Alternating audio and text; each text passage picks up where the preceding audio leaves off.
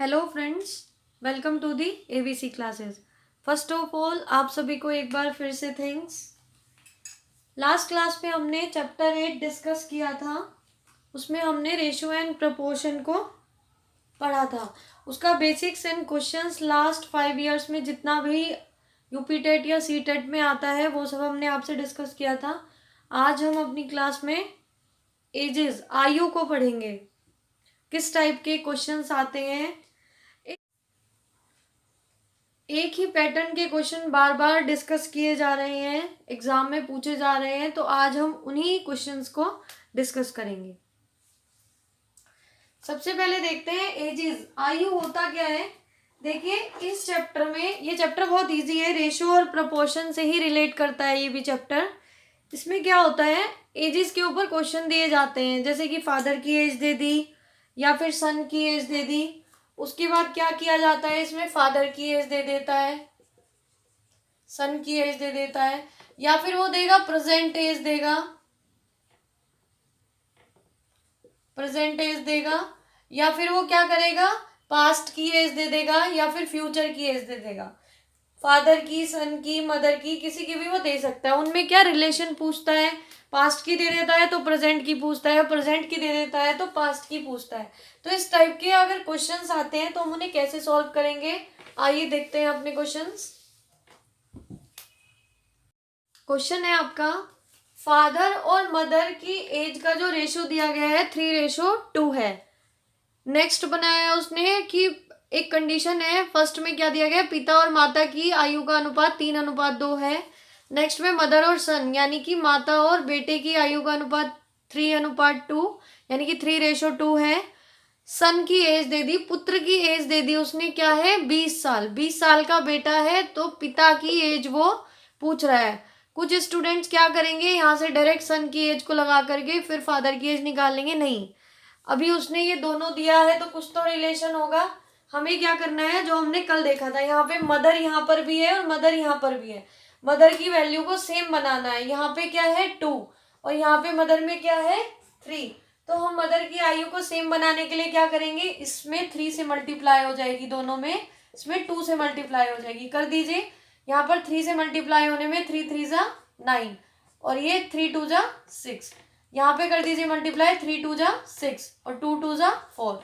अब देख लीजिए यहाँ पे मदर की एज जो है वो सेम हो गई, रेशो ये भी 6 है और ये भी 6 है, बस यही रेशो में सेम करना था। अब लिख दीजिए फादर का रेशो क्या है, मदर का क्या है एंड सन का क्या है।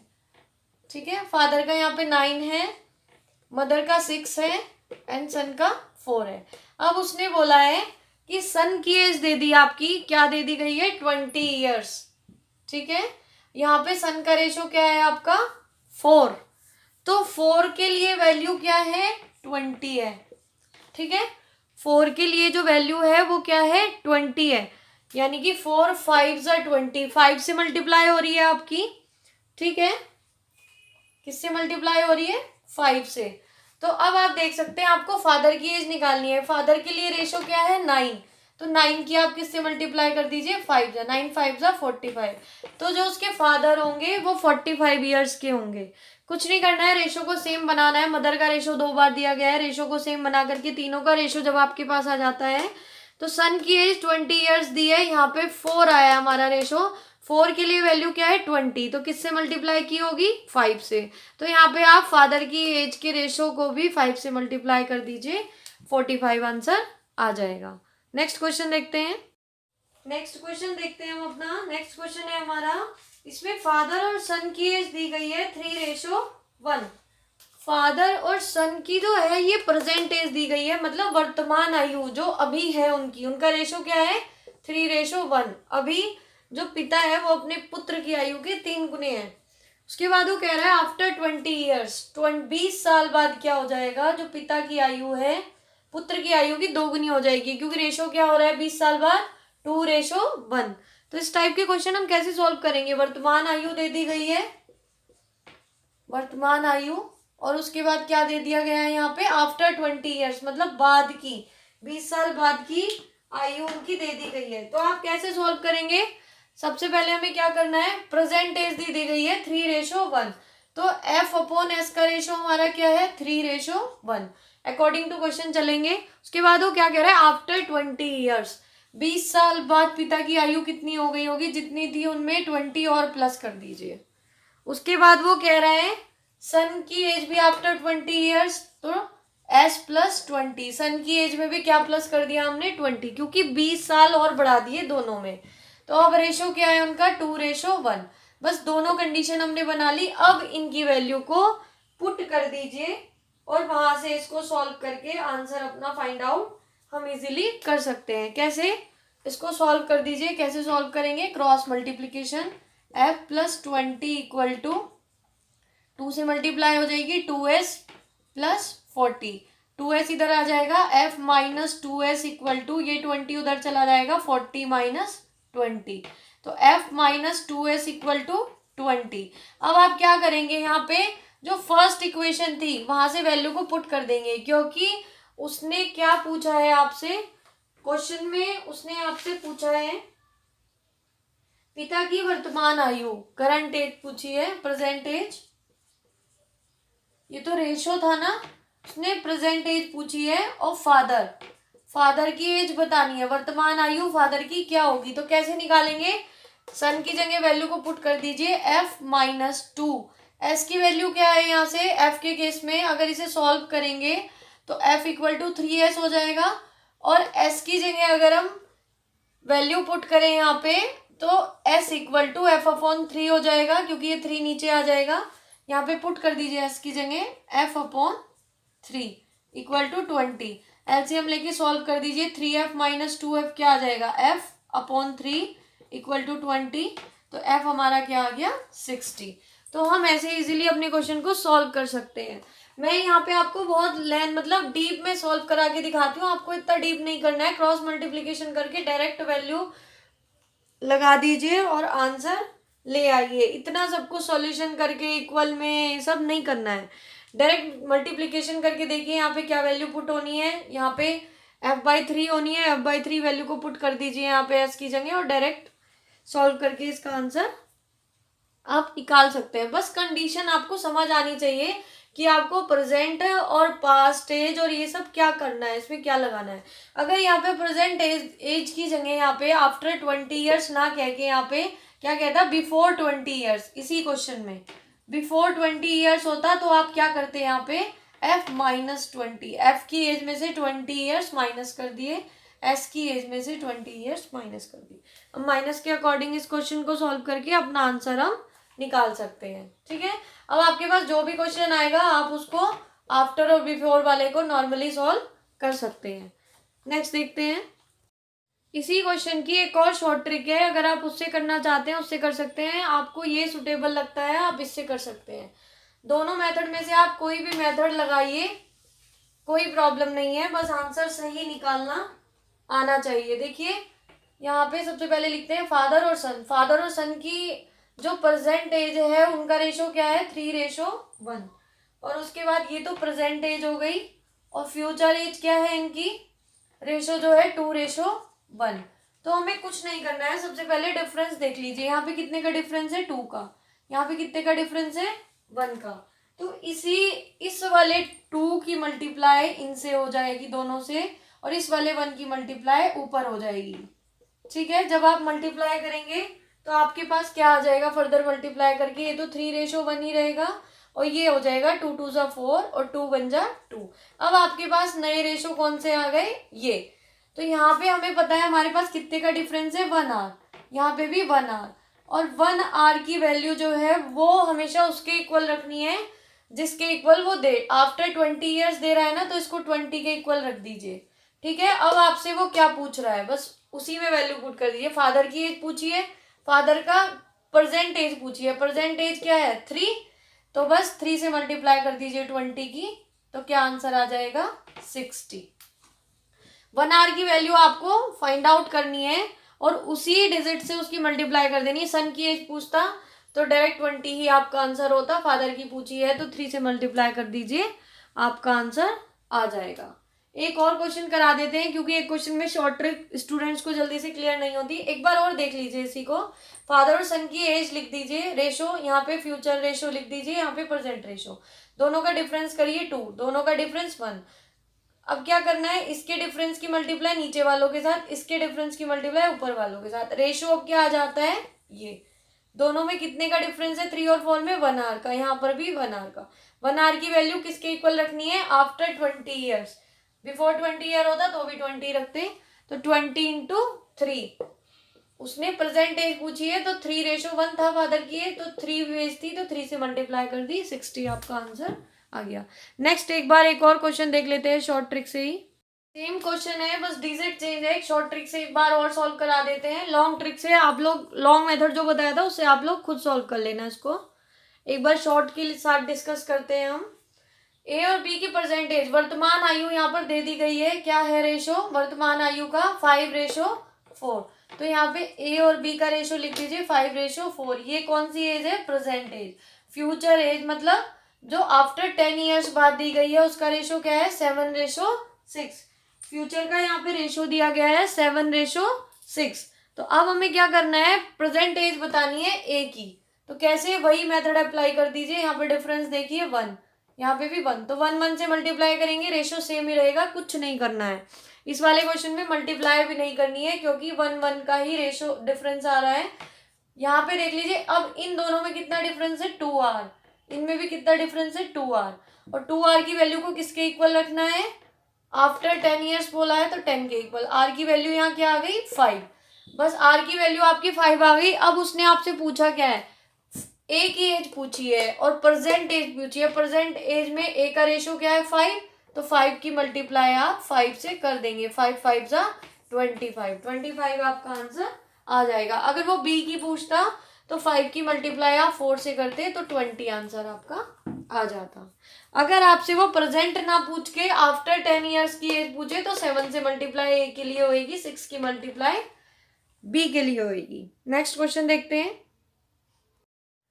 नेक्स्ट क्वेश्चन है आपका, प्रेजेंट एज का रेशो दे दिया गया है। ए और बी की प्रेजेंट एज का रेशो जो है 4/3 है बिफोर 10 ईयर्स। अब बिफोर का क्वेश्चन आ गया 10 ईयर पहले।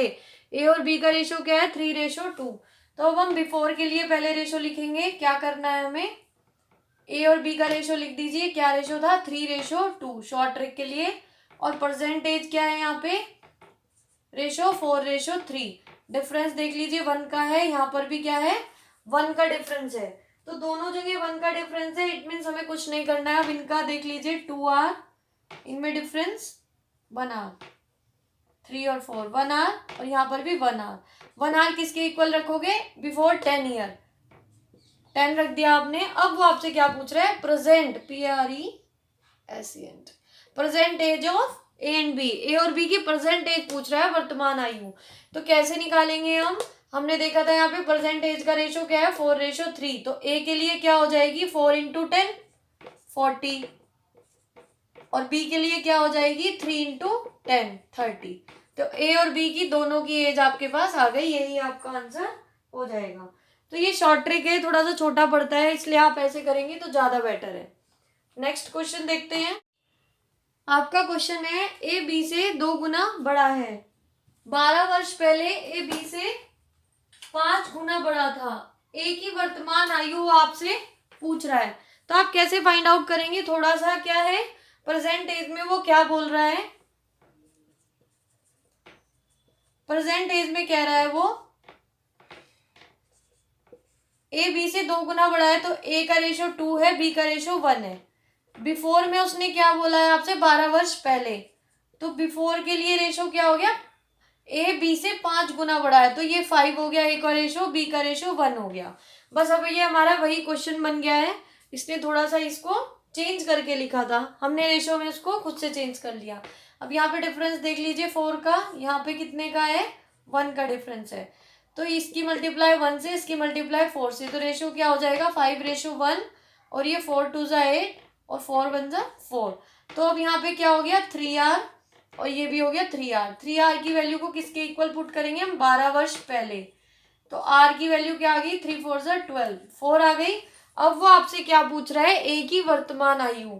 ए की वर्तमान आयु यहाँ पे आपने जब मल्टीप्लाई किया था तो क्या हो गया था 8, तो 4 की 8 से मल्टीप्लाई कर दीजिए 32 आ जाएगा। कुछ स्टूडेंट्स इस क्वेश्चन में ये मिस्टेक करके आएंगे, पहले प्रेजेंट रेशो आपका क्या था, अब तक क्वेश्चंस में ये वाली वैल्यू चेंज नहीं हो रही थी, है ना, मल्टीप्लाई करके। अब यहाँ पे क्या हो रहा है, इसकी वैल्यू चेंज हो रही है मल्टीप्लाई करने पे, तो इसलिए यहाँ पे क्या हो जाएगा 32 आपका आंसर आ जाएगा। 8 से मल्टीप्लाई हम करेंगे, यही हमारी ए की प्रेजेंट एज होगी। नेक्स्ट क्वेश्चन देखते हैं। नेक्स्ट क्वेश्चन है आपका पी और क्यू की एज का प्रेजेंट एज का रेशो आपको 5:8 दिया गया है। आफ्टर 4 ईयर्स पी और क्यू की एज जो है वो 2:3 हो रही है। क्यू की प्रेजेंट एज आपसे पूछी गई है। अब तक पी ऊपर वालों की पूछ रहा था, अब क्यू की पूछी गई है। कैसे फाइंड आउट करेंगे, सबसे पहले वैसे ही लिखेंगे हम। प्रेजेंट एज हमारी क्या है, पी और क्यू का रेशो क्या है 5:8 आफ्टर 4 ईयर। अब ये क्या है हमारी फ्यूचर एज, ठीक है, आफ्टर 4 ईयर 2:3 है। डिफरेंस देख लीजिए कितने का है, 3 का, यहाँ पर 1 का, तो इस 3 की मल्टीप्लाई इसमें हो जाएगी, यहाँ पर 1 से हो जाएगी। तो अब रेशो क्या हो गया 5 और 8, यहाँ पे हो जाएगा 3 2 जा 6, 3 3 जा 9, 1 का डिफरेंस, 1 आवर का, यहाँ पर भी 1 आवर का डिफरेंस। तो ये 1 आवर आपके किसके इक्वल होएगा, आफ्टर 4 ईयर 4 के इक्वल हो जाएगा। अब क्यू की प्रेजेंट एज पूछ रहा है, यहाँ पर प्रेजेंट एज ये है, 1 से मल्टीप्लाई हुई थी इसलिए कोई फर्क नहीं पड़ेगा। क्यू की एज क्या है आपकी 8, तो 8 से मल्टीप्लाई कर दीजिए 32 आपका आंसर आ जाएगा। ऐसे आप अपने क्वेश्चन को फाइंड आउट कर सकते हैं। नेक्स्ट क्वेश्चन देखते हैं। बहुत अच्छा क्वेश्चन है, अगर इस टाइप के क्वेश्चन आए तो आप कैसे सॉल्व करोगे, वो तो एक सेम फ्रीक्वेंसी के क्वेश्चंस थे। अगर ऐसे आए तो आप कैसे करोगे, तथा बी की वर्तमान आयु का योग 60 वर्ष है और वो क्या बोल रहा है ईयर से 12 वर्ष पहले उनकी जो आयु था, उनका अनुपात, उनका रेशो क्या था 5:4। तो ए की वर्तमान आयु प्रेजेंट एज वो आपसे पूछ रहा है, तो कैसे निकालेंगे। सबसे पहले देख लीजिए ए और बी 12 वर्ष पहले की आयु दी गई है, क्या रेशो दिया गया है 5:4, तो एक की 5x है, एक की 4x है, दोनों की हो गई, ये ए की ये बी की, x लेकर के इस क्वेश्चन को करेंगे। अब वो क्या कह रहा है, ये 12 वर्ष पहले की एज थी, वो 12 वर्ष बाद प्रेजेंट एज में आया होगा वर्तमान आयु, क्योंकि ये पहले की थी। अगर हम 12 इसमें प्लस कर दें ए की एज में और 12 बी की एज में प्लस कर दें, तो अब ये क्या दोनों की करंट एज नहीं हो गई जो अब चल रही है, जिसको वर्तमान एज बोल रहे हैं, और दोनों का सम ये बोल रहा है कितना है 60, तो इसको 60 के इक्वल रख दीजिए, बस आपका काम हो गया।